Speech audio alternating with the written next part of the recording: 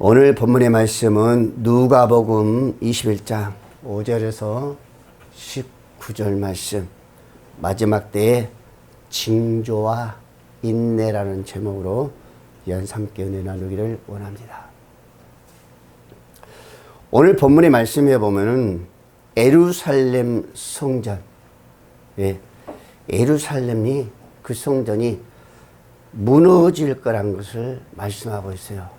그리고 예수님께서 종말에 대한 그 징조에 관해서 예언과 말세의 박해, 얼마나 환난과 고통이 있다는 것을 우리에게 지금 예고하며 기록하고 있는 것을 우리가 볼 수가 있습니다. 당시 예루살렘 성전은 BC 19년도에 착공이 되었습니다.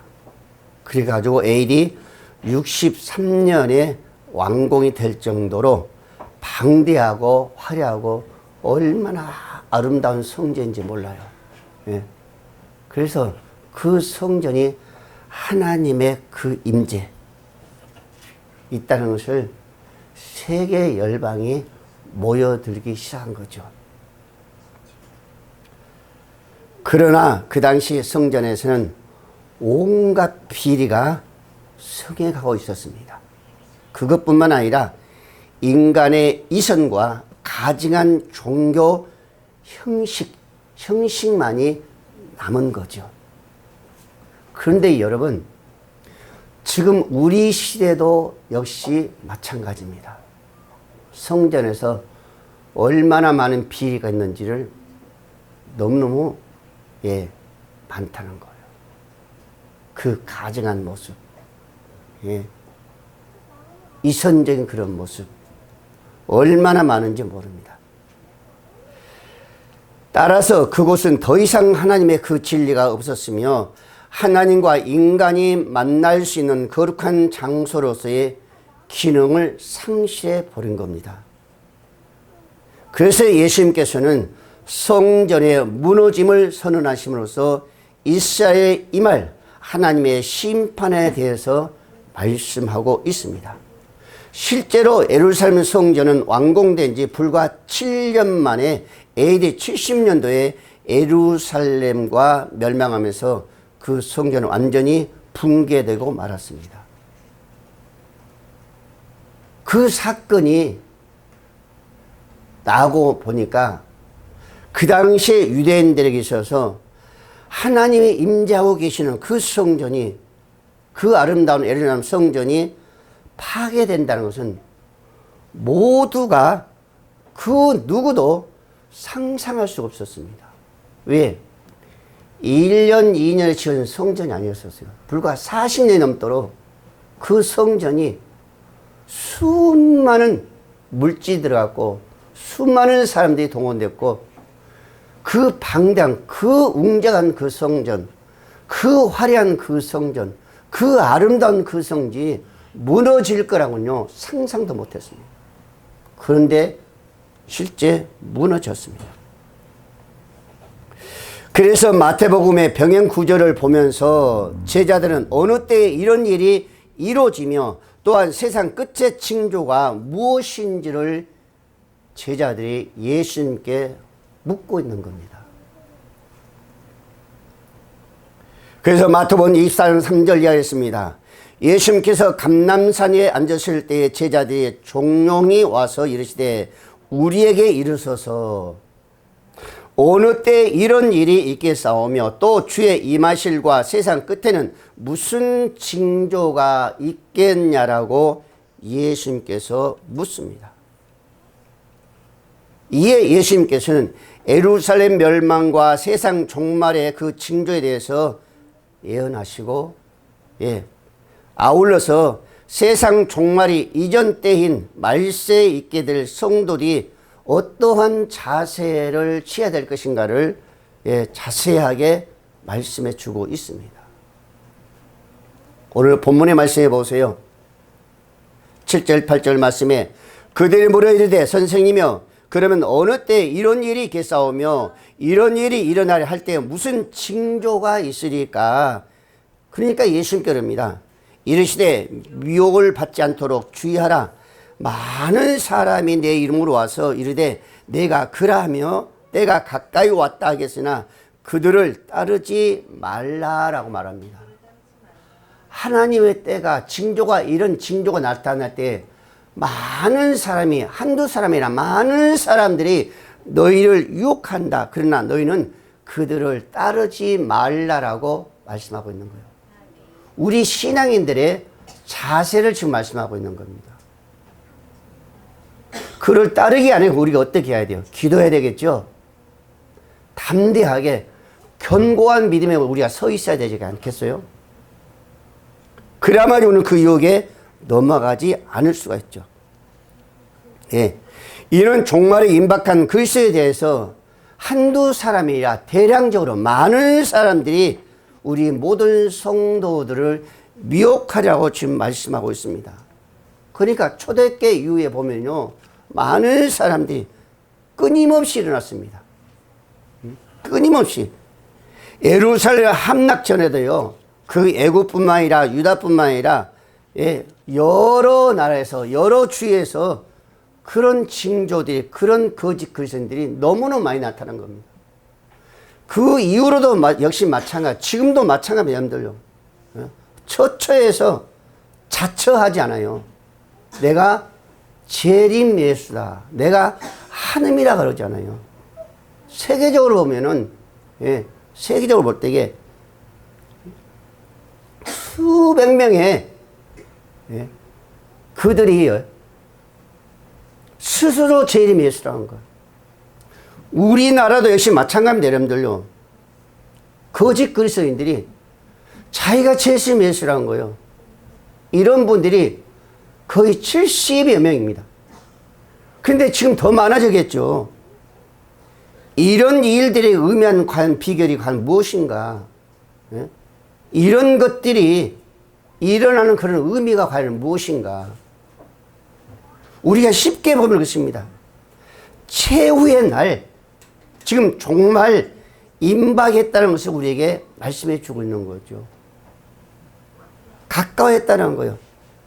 종말에 가까울수록 거짓 그리스도가 많이 등장하는 이 이유는 예수님께서 다시 오시겠다고 약속하셨잖아요. 다시 오시겠다고 약속하셨어요. 그러니까 많은 이단 그리스도인들이 그걸 이용하는 거예요. 예수님 다시 오시겠다고 약속하셨어요.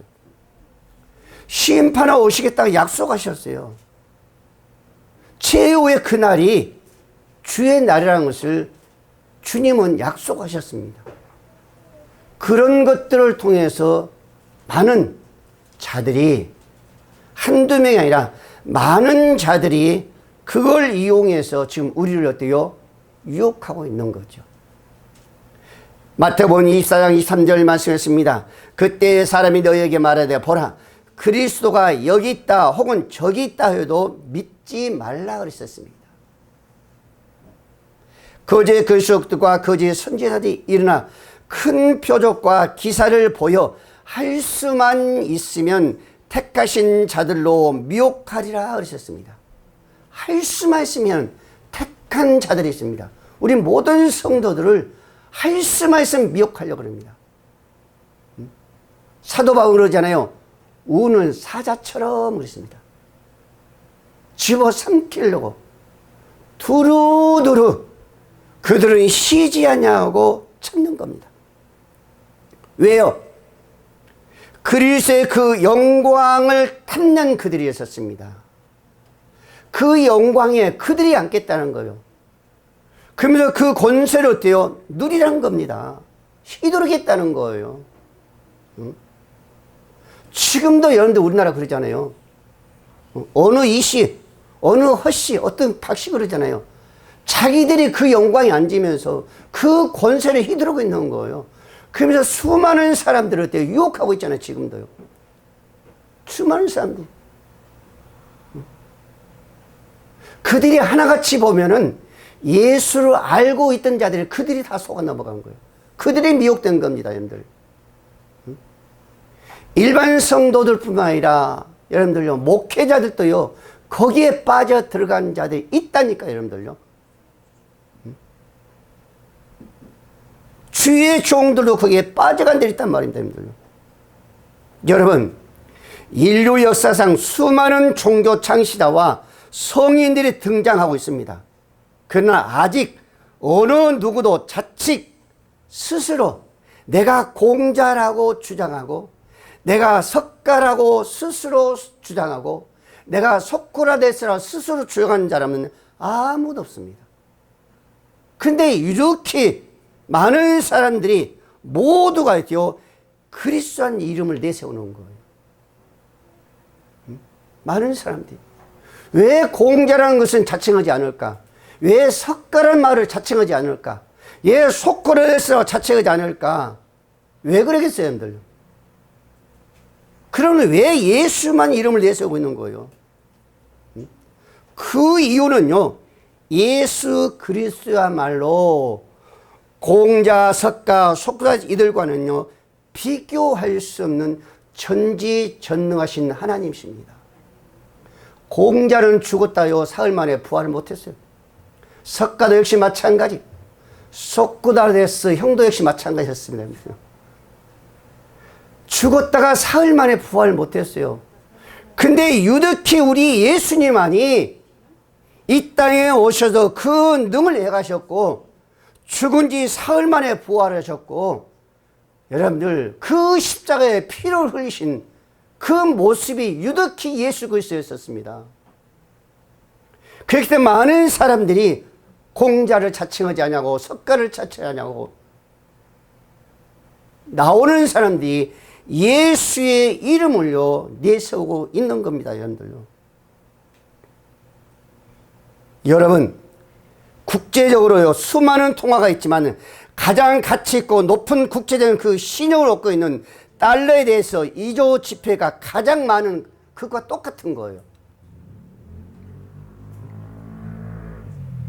세계적으로요 제일로 가치가 있잖아요, 달러가. 근데요 2조가 또 제일로 많답니다. 왜? 그만큼 가치성이 크다는 거예요. 그래서 그런 겁니다, 여러분들. 우리는 그제 그리스도인들이 등장할 때마다 종말의 임박함을 깨닫고 우리는 함께 우리 주님이, 그 주님 나를 택하셨다는 것, 그분이 정말 나를 수많은 산들 가운데 나를 세우셨다는 것, 이것을 우리는 생각하면서 감사해야 될 줄 믿으시기 바랍니다. 더 이상 없어요, 여러분들. 그러면서 우리 깨어 있어야 돼요. 기대해야 되는 거죠. 오늘 9절에서 11절 말씀을 보겠습니다. 난리와 요새의 소문을 들을 때에 두려워하지 말라. 이 일이 먼저 있어야 하되 끝은 곧 되지 아니하리라. 이르시되 민족이 민족을, 나라가 나라를 대적하여 일어나겠고 곳곳에 큰 지진과 기근과 전염병이 있겠고 또 무서운 일과 하늘로부터 큰 징조들이 있으리라고 예수님께서 그 묻는 제자들에게 말하고 있습니다. 여러분, 세상 사람들은 모르겠지만 우리 그리스도인들만큼은 재난의 그 시작, 징조의 그 끝을 우리는요 구별할 수 있어야 될 줄 믿으시 바랍니다. 대충재퉁이 아니라 분명히 알고 있어야 돼. 그리고 시대의 흐름만큼 우리는 분별할 수 있는 그게 있어야 될 줄로 믿습니다. 천재의 지변과 같은 자연의 재앙, 전쟁과 같은 그 흉흉한 일들이 끊임없이 우리 주위에서 일어나고 있습니다. 전 세계적으로 보면요, 지난 300년 동안 유럽에서만요 300번 이상이 전쟁이 있었다는 거예요. 이걸 우리가 믿을 수 있겠어요? 그뿐만 아니죠. 지진 역시 마찬가지입니다, 여러분들. 21세기에서 가장 많이 발생했으며 그것도 후반기에 절반 이상이 일어났다는 겁니다. 우리가 너무 잘 알고 있잖아요. 터키, 그 시리아의 규모 7.8과 7.5 두 차례 강타하면서 거기에 합친 그 인원이 불과 2만 2천 명이 죽었다는 거예요. 그 지진을 통해서. 그런데요, 무서운 것은, 중요한 것은 티그르키에 있는 대표적인 지질학 그 학자가 오브건 아흐메트는요, 붕괴한 건물 안에 갇혀있는 사람이 20만 명이 넘을 거라고 그렇게 지금 말하고 있대요. 그러니까 그 지진이 얼마나 무섭다는 것 우리는 알아야 돼요. 우리 한국도요, 점점점 그런 기미가 가까워지고 있잖아요. 가까워졌습니다. 우리 한국이 7.5 그 정도 나면요, 다 무너집니다. 옛날 건물은요, 지진에 대비해서 설계가 안 되기 때문에 그 정도 강진이 나오면요, 다 무너져요. 다 무너져요. 엄청나게 사망률이 있겠죠. 여러분, 2011년도에 그 일본 지진을 통해서도요, 불과 여러분들 18,000명이 죽었습니다. 이것은 우리가 보고 그냥 지나갈 것이 아닙니다, 여러분. 이 지진뿐만 아니라 여러분들 화산 폭탄 여러분 한번 보세요. 24년도 11월 달에 여러분들 아이슬란드에 엄청난 폭발이, 화산 폭발했잖아요. 여러분들, 우리가 봄에 우리나라도 그 산불이 나면은 그 점령한 거 보세요, 불이. 예, 아이슬란드에 그 폭파가, 화산 폭파 그 정도였어요. 계속 가면서 터지는 거예요. 여러분들 영상 봤잖아요. 한 능선이 끝나는 것이 아니라 가면서 계속 화산이 터지는 거예요. 이게 얼마나 무서운 거예요. 계속 불기는 솟아오른 거예요. 인도의 여러분들 발리가 관광지는 최고라고 하잖아요. 근데 얼마 전에 거기도 화산이 폭발해가지고 그 화산재가 몇 메타로 올라간지 아세요? 11km가 올라갔대요. 저는 그걸 보고 깜짝 놀랐어요. 정말로 11km인가? 1km요? 10km요? 그래서 제가 다시 한번 인터넷 봤습니다. 다시 한번. 또 보고 또 보겠는데 11km 높이 화산재가 올라간 걸 맞는 거예요. 그거 어마어마한 거 하잖아요. 우리나라 저 북한의 저 백두산이요. 지금 화산이 경고하고 있잖아요. 그 화산이 터지면 지금 경고하고 있습니다. 지질학자들은. 그 백두산의 화산이 터지면은 북한은요, 붕괴된다는 거예요. 그러면은 얼마나 그 무슨 화산이 폭발한다는 거예요. 응? 여러분 한번 상상해 보세요. 백두산의 화산이 폭발할 때에 북한이 붕괴된 것은 한번 상상해 보세요. 얼마나 무서운 그 화산이 폭발한가. 응? 이건 무서운 일이잖아요, 여러분들요. 응? 지진으로, 화산으로, 홍수로, 얼마 전에 여러분들요, 중국에 봤죠? 그, 잠깐 사이에 350mm가 폭우가 쏟아진 거예요. 그것도요, 더위에 43도의 그 무더위에 크게 폭포가 쏟아지니까요, 어찌할 바를 모르고요, 국민들이 어디 피할 길을 찾지 못한 거예요, 여러분들요. 이게 마지막 때에 주님께서 말씀하신 그건 뭐예요? 그 징조의 모습입니다. 그러나 뭐라고요? 아직 끝은 아니다라고 말씀하고 있습니다. 우리나라도 이런 일이 종종 지금 오고 있습니다. 지금 기상청에서 이야기하죠. 늘 메시지가 나오잖아요. 금년의 더위는요, 40도를 간다고 그러잖아요. 지금 장마철입니다. 근데 장마가 끝났다는 그런 얘기도 있어요, 지금. 비 얼마 오지도 않는데. 이런 것을 바라볼 때에 우리는 한번 눈이 열어져야 되지 않겠어요, 여러분들요? 그래서 이단, 거짓, 예수, 재림 예수하는 사람들이 이런 것을 이용하면서 우리 모든 사람들에게 공포심을 심어준 겁니다. 그러면서 결론적으로는 자기들이 유익된 걸로 불법과 죄악을 지금 어때요? 범하고 있지 않습니까? 그래서 오늘 우리 모든 성도들이 깨어야 된다는 거예요. 이런 소식을 들려올 때마다 우리는 거기서 끝나는 것이 아니라 이것을 알고 우리는 깊은 기도를 해야 될 줄로 믿으시길 바랍니다. 사도 바울도 데살로니가 교인들에게 이렇게 말합니다.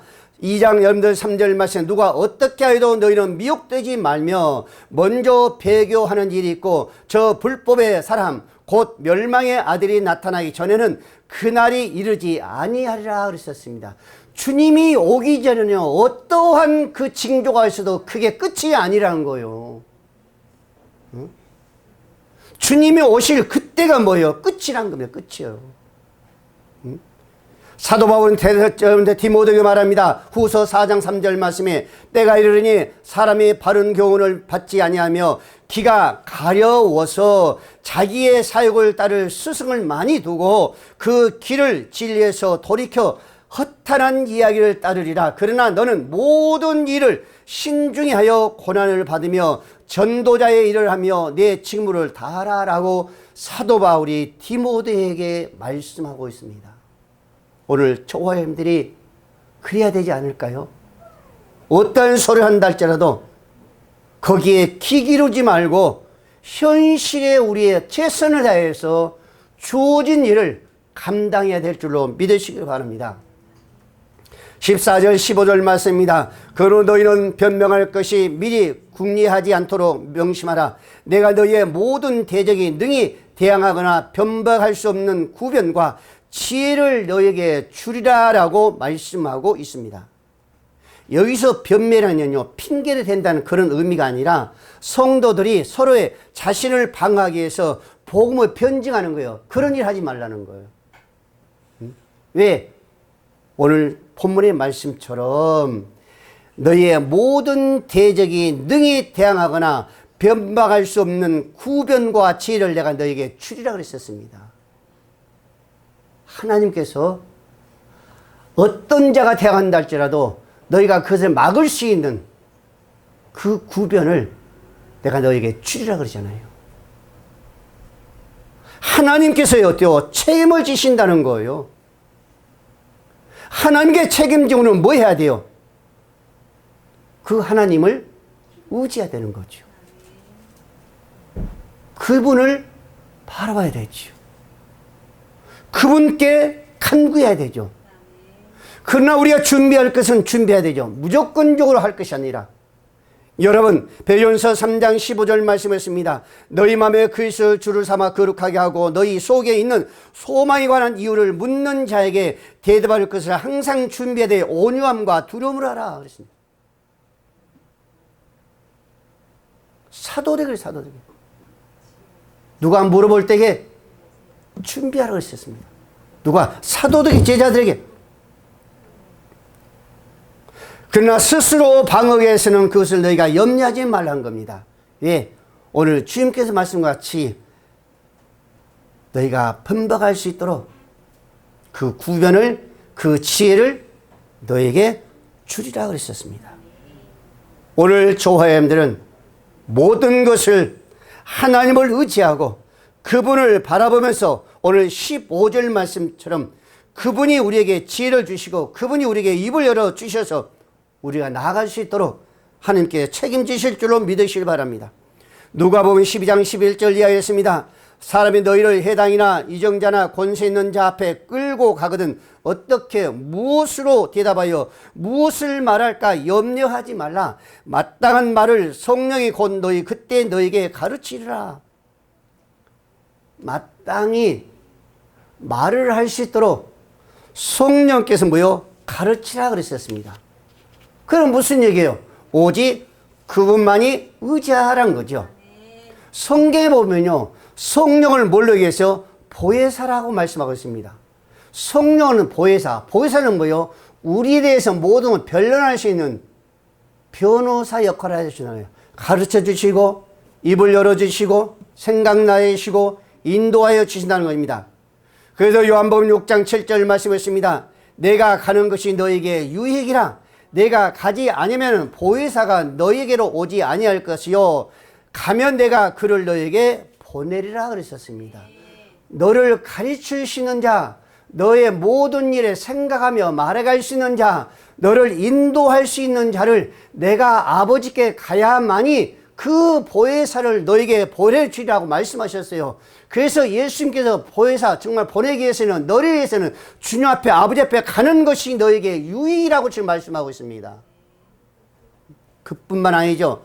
요한복음 14장 16절 말씀했습니다. 내가 아버지께 구하겠으나 그가 또 다른 보혜사를 너희에게 주사 영원토록 너희와 함께 있게 하리니 그 진리와 영이 세상은 능히 그를 받지 못하나니 이는 그를 보지도 못하고 알지도 못하리라.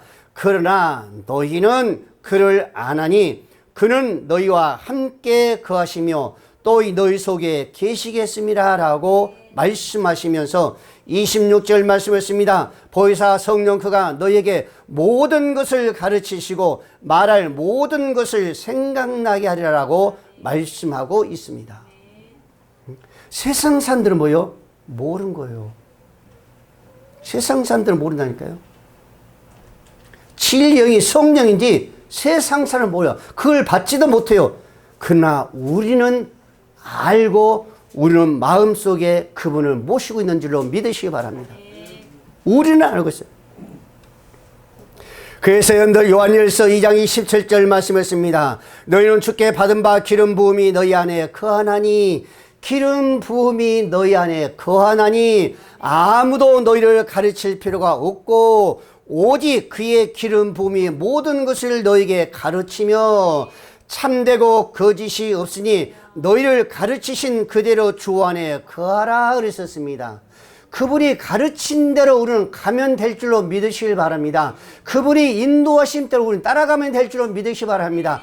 그분이 입을 연 대로 우리는 입을 열어 말하면 될 줄로 믿으시길 바랍니다. 그러기에서는 그분을 의지하고 그분을 모셔드리고 그분을 환영해야 될 줄로 믿으시기 바랍니다. 아멘.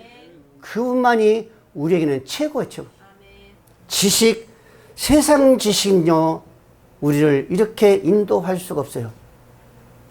세상 지식은 세상의 부는 말할 것도 없고 그러나 이렇게 우리를 가르치고 인도하며 우리의 입을 열어 말하게 하고 우리를 생각나게 하신 자는 오직 보혜사 성령님밖에 아니 계신 줄로 믿으시길 바랍니다. 마지막 징조 때를 바라며 우리는 그분이 어떻게 인도할 것인가, 그분이 나에게 어떤 말씀을 주실 것인가, 그분이 나에게 어떤 생각을 주신가를 우리는 간절히 기도할 때에 반드시 우리는 어떤 어려움이 와도 우리는 승리할 줄로 믿으시길 바랍니다. 마지막으로 우리 17절 19절 말씀 보겠습니다. 너희가 내 이름으로 말미암아 모든 사람에게 미움을 받을 것이나 너희 머리털 하나도 상하지 아니하리라. 너희는 인내로 너희 영혼을 얻으리라 라고 말씀하고 있습니다. 여러분, 교회와 성도가 세 사람으로부터 미움을 받는다 한다 할지라도 우리는 하나가 되어야 될 줄 믿으시기 바랍니다. 우리는 미움을 받을 수밖에 없어요. 우리는 고난이 올 수밖에 없습니다. 우리에게는 환난이 닥칠 수밖에 없어요, 여러분들요. 이스라엘 여러분들 보세요. 이스라엘이요. 이스라엘은 하나님께서 세상 그 열방 가운데에서 조그만 이스라엘을 택해서 당신의 선미라고 하잖아요. 그 조그만 이스라엘 선택하여 자기의 선미란 거예요. 하나님의 백성은 세상에서 힘 있는 다수의 세력이 아니라 소수입니다. 소수. 지금 세계 인구가 몇 명이세요? 우리 시사님 6억 7억 그런 이야기 하죠. 그렇죠? 66억?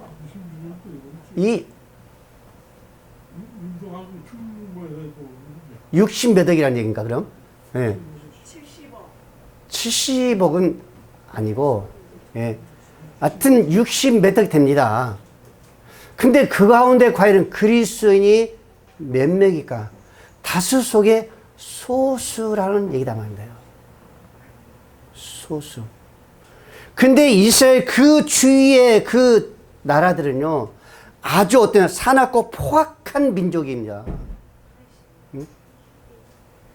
다윗을 통해서 솔로몬을 통해서 그 이스라엘 백성들이 이끌어갈 때에 늘 주위에서는요 이스라엘을 넘보려고 계속 침범합니다. 블레셋, 아수르, 솔로몬 왕 때는 뭐 갈대, 암몬, 또 뭐 모압 이런 족속들이 흩어진 것이 아니라 단단하게 단합하면서요 그들을 이스라엘 백성들을 점령하기 위해서 올라오잖아요. 그러면서 솔로몬이 뭐라고요? 너희 하나님은 아니 된다 그러잖아요. 안 된다는 거예요. 계속 힘들게 하냐. 그런데 이런 가운데서 여러분들 이스라엘 백성들을 공격해 오는데 여기서 살아날 수 있는 것은, 여기서 정말 그들에게 먹히지 않고 살아남을 수 있는 것은 무슨 방법이요? 유일한 방법입니다. 하나된 마음이에요. 하나. 단결입니다. 오직 하나입니다. 빌립보서 1장 27절 말씀 이렇게 말합니다. 오직 너희는 그리스도의 복음에 합당한 생활하라. 이는 내가 너에게 가보나 떠나 있으나 너희가 한 마음으로 서서 한 뜻으로 복음의 신앙을 위하여 협력하라 그러셨습니다. 하나가 되라는 거예요.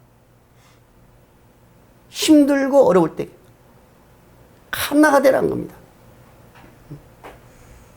지금 현재 이스라엘 백성들을 보세요. 1948년대 5월에 건국되면서 세계에 흩어졌던 그 디아스포라, 세계에 흩어졌던 그 이스라엘 백성들이 다 들어왔습니다. 소련에서는 그렇게 안 놔주려고 했는데 결국은 소련으로서도 다 놓고 말았어요. 근데 유일하게 지금 남아있는 국이 어디요? 미국에만 유대인들이 남아있습니다. 그리고 이스라엘 다 들어갔어요. 이게 뭐예요? 살아남을 수 있는 비결이에요. 비록 작지만은, 인구도 작지만은 그들이 살아남을 수 있는 비결은 그들은 뭉치는 것이었습니다. 여러분, 우리 기독교가 지금 이 험난한 시대에 살아남을 수 있는 것은 뭐예요? 하나 돼야 됩니다. 그렇지 않으면 붕괴될 수밖에 없어요. 우리가 그것을 많이 느꼈잖아요. 보았습니다. 그렇게 애치고 애쳤지만은 대형 교회들은요 꿈쩍 감고 그대로 있는 거예요. 자기들은 가겠다는 거예요. 이게 무슨 징조예요? 붕괴될 징조 아니에요? 무너질 징조 아닙니까 이게? 이런 것을 보고 하나님께 그냥 보시고 그냥 오겠어요? 하나님은 이사야 선지자를 통해서 26장 3절 말씀을 그럽니다. 주께서 심지가 견고한 자를 평강하고 평강하도록 지키시리니 이는 그가 주를 신뢰함이라. 너희는 여호와를 영원히 신뢰하라. 여호와의 영원한 반석이시미로다.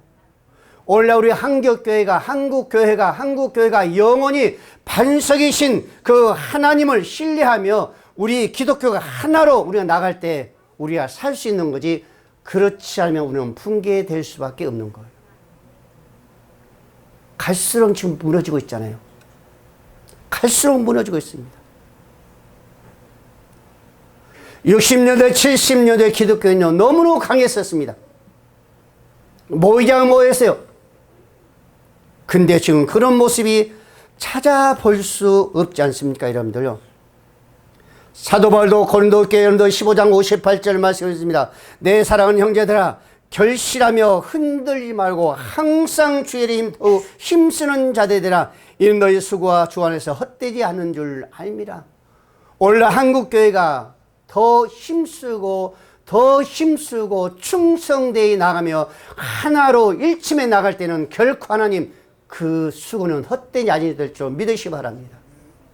성장하고 부흥할 수밖에. 그렇지 않고는 불가능하다는 겁니다.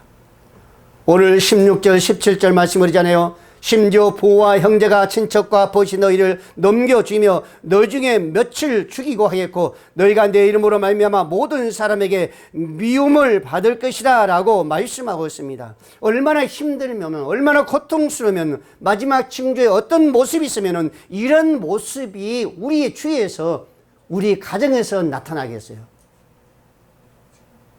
여러분, 우리는 마지막 징조 때에 말씀하신 이 약속과 함께 오직 인내하는 자만이 구원에 남을 줄로 믿으시기를 바랍니다. 이 마지막 때에 오늘 저와 여러분들은 더 견고하고 더 열심을 품고 살아가며 하나된 모습으로 세상과 싸워나감으로써 반드시 주님 오실 그때 우리는 승리의 영광으로 우리가 주 앞에 쓸 줄로 믿으시기를 바랍니다. 기도합니다.